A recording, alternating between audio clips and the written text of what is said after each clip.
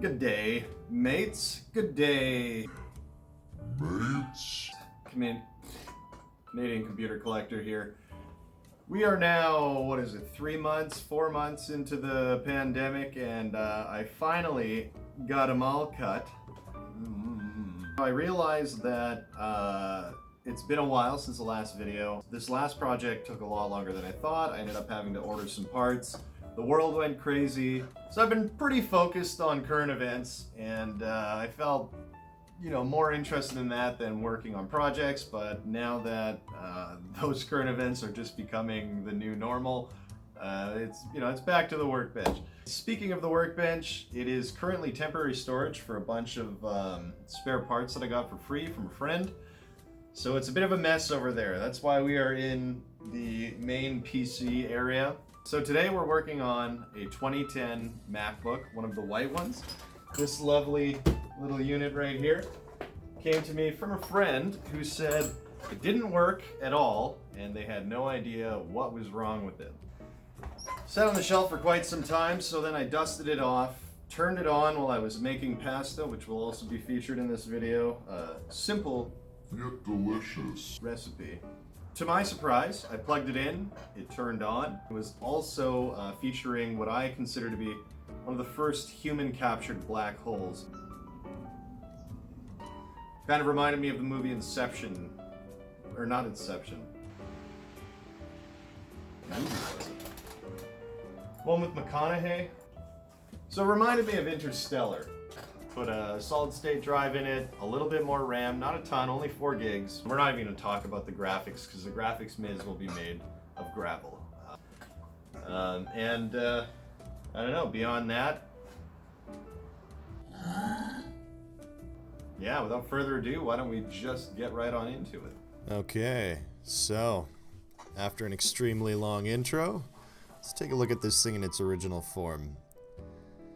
So it did actually have a bunch of users, and this one was what I would call admin locked as well. I managed to figure out the basic password. Showed me a nice zebra's face. At one point I ended up on this terminal window and had no idea what I was doing. So it was time to boot from a USB stick. Erase the old hard drive. And install OS X. We're starting our bacon here for the pasta as well. We'd mentioned that there would be a delicious pasta cooked during this video, and it does in fact start with pasta, just like this version of OS X, which for some reason I can't remember, starts with this wonderful video. I'd also like to apologize for my creaky chair. Something in it needs oil, and I have not been able to find out what as of yet. So I'm going to try my best to minimize that during this soft and cushy voiceover. Ladies, do you like computer repairmen? Yeah. So of course, got to make a photograph, so why not take one with a little bit of style? As you can see, there's my crappy cell phone that's recording all of this. Figure out the time zone, shibada shabadoo. And we get a first look at the specs. So 2 gigs of RAM, 2.4 gigahertz Core 2 Duo. Throw a little onions in with the bacon while we're at it. It's a good time for that. Yeah, and so you kind of can tell, obviously from the photographs earlier, this is a very dirty MacBook. It's been extremely dirty. But before we clean it, I'd like to get inside of it. Gee, God. Now, one of the issues with these things, and you'll see it right here, right there, my thumb accidentally pulled this rubber mat off of the metal frame, and that was an endless source of frustration because it takes very little for the rubber to come off. This is me trying to get it back on. At one point, I ended up cutting my finger as well, trying to get the rubber mat back on. The trouble is the rubber's so old it's starting to disintegrate. So every time you have to slip a section back on, it becomes that much easier to slip it off. Just a real nightmare. And what would one of these videos be without lots of vacuuming and cleaning with isopropyl alcohol? So here we go, giving the bottom of the case a bit of a clean. Throwing a little garlic in the pan. You gotta cut your own garlic, folks. Guys, you want to impress the ladies, cut your own garlic, trust me. There's a sample of the dirt, so cut your own garlic, collect your own dirt. That's how you do it, fellas. You gotta cook, you gotta clean, you gotta be part of the household. This is a nice little montage of me getting the dirt off the back here. This is just strictly isopropyl alcohol and lots of good old-fashioned scrubbing. And let me tell you, I've been scrubbing since high school, so this is nothing new to me.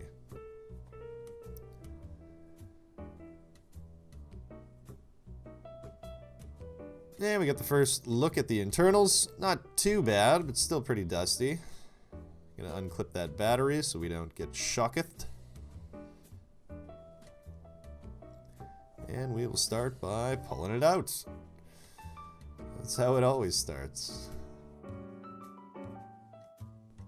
Kind of a dirty battery, but actually has some good life left in it. Good chance for a quick stir of the pastar. And I think I might just sit on an actual ball next time because this chair is squeaking way too much. So for whatever reason, I only pulled one stick of RAM out. I think I was too afraid to bend the clips to get the second one out. That's just silly. You don't have to follow that. You can just pull them both out at the same time. Pulled the hard drive out. This is the original 250 gig. And the final stick. You can see my nice little tan band-aid there. I'm cutting myself earlier. And a little more vacuuming to keep things hot and clean. And we unclip the Wi-Fi antenna and gently pull out the clip for the display, which I actually broke the little tab off of it initially, so I was worried I wouldn't be able to get it out, but I'm a man of many talents. Unclip the fan, unscrew the fan. I kind of skipped a lot of the unscrewing here in this video because it was dreadfully boring. I'll just clean out the fan section here too. Kind of boring as well, but a little more interesting. Add some cauliflower to the pasta. You can also add broccoli. The choice is yours, really. Depends on what your favorite tree-like vegetable is. Now, to get at the motherboard, we have to remove this clip, which kind of, it's like a vent, really, that sits right where the exhaust comes out.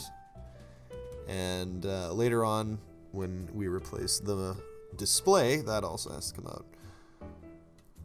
So here I am just kind of getting wet and wild with the motherboard. One quick clip and she is free. And actually the underside was far dirtier than the top side. So it would appear that maybe someone had cleaned the internals at one point, but not the underside. Salt your water, fellas, if you want delicious pasta. Fellas and ladies. Now here we are vacuuming off the motherboard. Another delightfully sensual element of this video. There's nothing like seeing dust disappear. There really isn't. Now, the reason I took the motherboard out was to replace the thermal paste, which is 10 years old, and as you can see in a second, hard and caked. Chuck a few noodles in before you get into your isopropyl cleaning regimen, and then start removing the paste. That was the next step. Give them a little clean afterward, and then scrub off the heatsink. Give everything a stir once the trees have reduced in size. Squirt a little bit of thermal in, not into the pasta, obviously. And then I made sure that I cleaned this little spudger tool with alcohol as well before spreading out the thermal paste, because you don't know what kind of dirt is on there, and you don't want any getting into the mix. And a little alcohol into the motherboard holding section. I don't know what you would call this. The bay. Motherboard bay, I guess. I don't know. It's a laptop. What do you do? I'm no genius. So clip that bad boy back in and slide the I/O back into their appropriate spots. A couple more screws. A fan. a Wi-Fi antenna, a display connector, some noodles in the pan, and connecting the fan. A couple other things I don't fully understand. And it's time for the solid state drive, only 120 gigs, but it'll get the job done. I'd also already put in the new RAM, which were two 2GB sticks for a total of 4. Chuck the battery in, add the sauce. I like to use 3 cheese Alfredo blend. Our newly cleaned but still fairly yellowed bottom case, lid, I don't know. I'm now wearing 2 Band-Aids, in case you couldn't tell. And it's cleaning time, so let's scrub some of the dirt off of this awful looking case.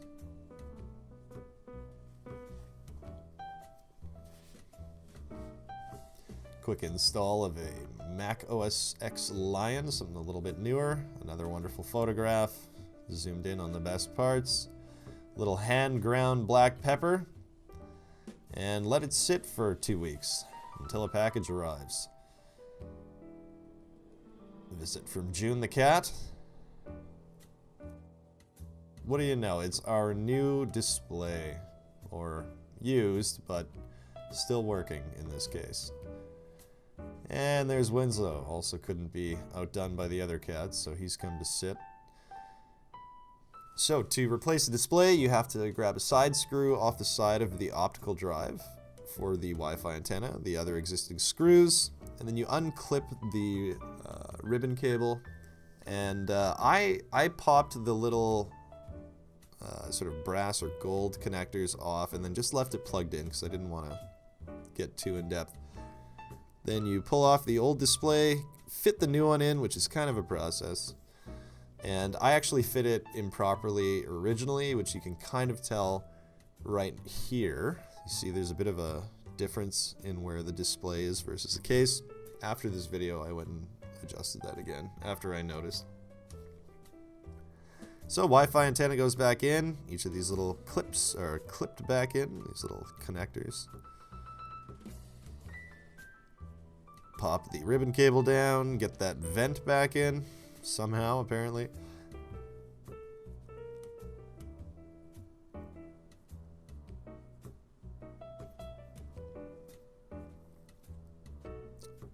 Bottom lid goes back on. And what do you know? We have a working monitor. And a cat that would also like to be involved. So coming right up, we have the actual part that matters, which is the speed difference. So I've illustrated this through boot times, and the differences are actually quite impressive.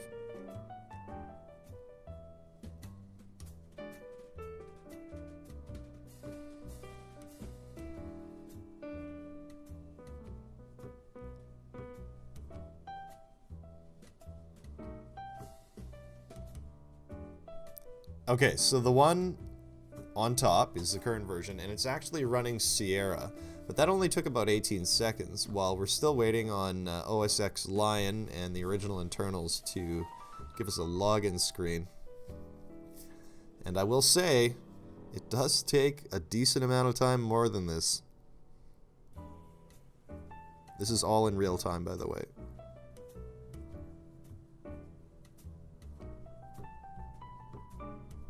And there we have it, 48 seconds. So a full 30-second faster boot.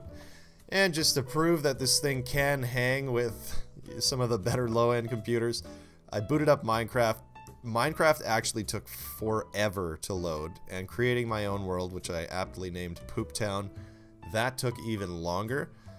So I kind of cut forward a little bit here. I mean, this screen hung for quite some time. It's quite well hung. And here we are entering Poop Town.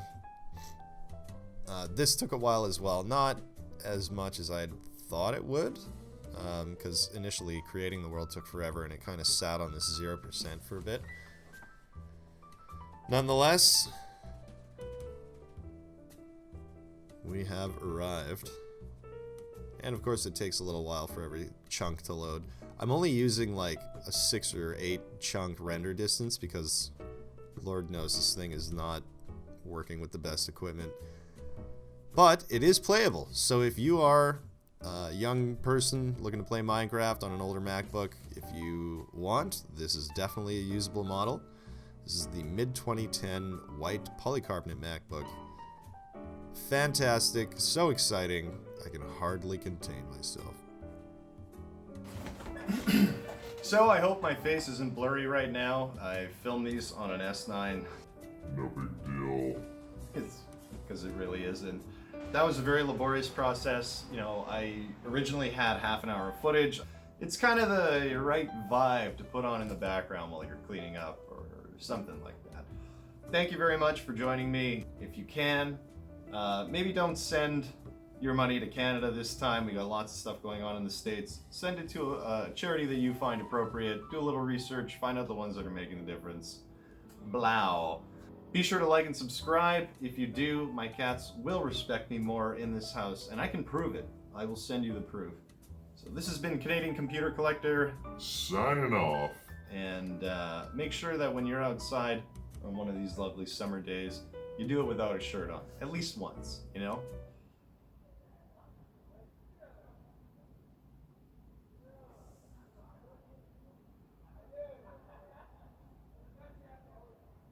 Sounds like the neighbors are having fun.